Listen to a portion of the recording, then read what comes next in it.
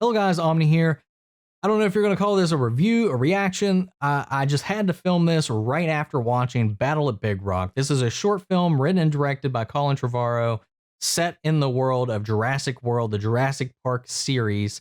And it's really just kind of a setup for I guess, what to expect in Jurassic World 3. Now, if you haven't seen Fallen Kingdom, there's going to be some spoilers here.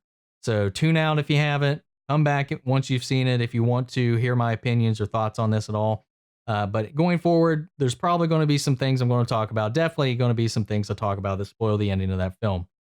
Now, after Fallen Kingdom, give or take what that film was, my excitement for what comes next was a little waning. I didn't hate the film, but I definitely wasn't all that thrilled with it. It definitely had its problems. It did have some good moments and good beats in it. I didn't mind Jurassic World. I really actually enjoyed it quite a bit. But this was the only film. Fallen Kingdom was the only one that I haven't seen in theaters. I've seen all of them in theaters, all the way back to the first showing of Jurassic Park in '93. That's my earliest memory of being in a movie theater, was watching that film with my dad. I love that movie. I've got a poster of that movie. That is probably my all-time favorite film. I love this franchise. I, for a long time, wanted to be a paleontologist because of these movies. I was obsessed with dinosaurs after Jurassic Park, like many people probably were. But I love this series, but I did feel like it kind of lost its way after a little while. I do like 1 and 2. 3, it's got the Allen Raptor, and I love that. That is one of my favorite movie moments ever, is just the raptor going, Alan. But there was some sincerity involved with Jurassic World, and it definitely set us up in the direction that Trevorrow wanted to go in. And he even admitted that Fallen Kingdom was really just a means to an end. He didn't give it all the attention he said, and he's talked about this, he's admitted this. He just needed some kind of bridge to get him to the movie he wanted to make. And that is creating and opening up Jurassic World. Not just the park, but Earth becoming the Jurassic World. These creatures getting out into the wild. And you kind of watching the first Fallen Kingdom, and you're like, only about 30 of these things got away. But apparently, from what I was reading after watching this thing, is they've talked about how that has gotten worse. It's not just the creatures that escaped that facility, but some of the technology, the techniques, Henry Wu's research for how these dinosaurs are made was also stolen, has also made it out among the world, and has become, as they quoted in it, open source. So it's available to the public. This is information that is now widespread, and probably other governments, other organizations, companies, and stuff like that are trying to create their own dinosaurs. And it's probably spread in that way, and they're getting loose and running amok and spreading in other ways. So it's not just the creatures that escaped at the end of the film that are going wild. This is something, apparently, this short film is set a year after the events of Fallen Kingdom. We hear in the opening of this short film, we hear news broadcasts over the radio of this family. They're at a campsite, a communal campsite with other campers and their little tents, camper trucks, RVs, stuff like that. And you hear them listening to the radio, and there's little reports of people having run-ins with dinosaurs, or the latest run-ins with one of these creatures and stuff like that. So this is something people have kind of been dealing with for a little while now, to the point where they're talking about, like, they're trying to ease the worries of the children who are hearing this stuff on the radio. It's like, don't worry. We're really far inland. The worst that's going to be in this area is bears. We're really far away from all of that stuff. So dinosaurs haven't necessarily encroached too deeply onto civilization just yet. But lo and behold, this being a short film based in this world, and the title of it alone, dinosaurs make their way into this camp. I'm not going to go into all the details. We see 2 dinosaurs that have not been shown in any of the previous films, at least to my knowledge. But there's some great little bits. This is where I think this shines. The production value in this, the directing, the pace, all of that are really spot on, really great. And the effects, for just being an 8.5 minute short, are fantastic. There's only like one little bit towards the end of it where I feel like the special effects start to kind of fall apart. Not bad, not in the way that it ruins it, but the what they do, I kind of understand it with the budget they're working on for this, but everything else is very, very well executed. But my favorite thing about this is that we see the dinosaurs as animals. They're acting as animals, and even the children kind of react to them like they're animals, and in a very kind of mature and sympathetic way that I feel was really earnest.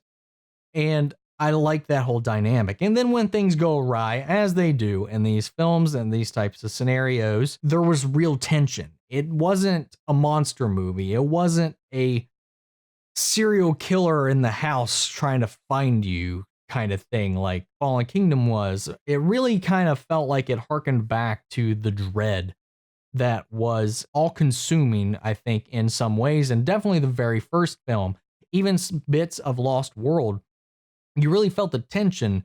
At least with this scenario, you've got pure civilians. They're not paleontologists that have like a working knowledge of how these animals act and behave, which can help them in situations with dealing with these creatures, as it was with Dr. Grant and Ellie Sadler. They're not trained animal experts. They're not animal handlers. They're not ex-military like Chris Pratt, who's just like an everyman, and he's like literally a Swiss Army knife for whatever situation comes up. And he's got an attachment for whatever event comes into play. These people are just people. They're a family on a camping trip. And you really feel that tension, that fear when things just go awry. And I really want to see more of that. And like I said, this as a marketing thing, I don't understand why this dropped now because there's nothing coming out around this time period. I think we're still about a year or two away from the actual release of Jurassic World.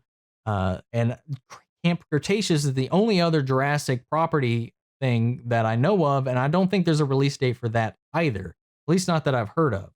So at least my theory, a lot of people were kind of confused about it. My theory, at least, is like maybe we're going to start seeing like more of these kind of sprinkle out leading up to Jurassic World 3 to set the tone, show us the state of the world before we re-enter it in the next film.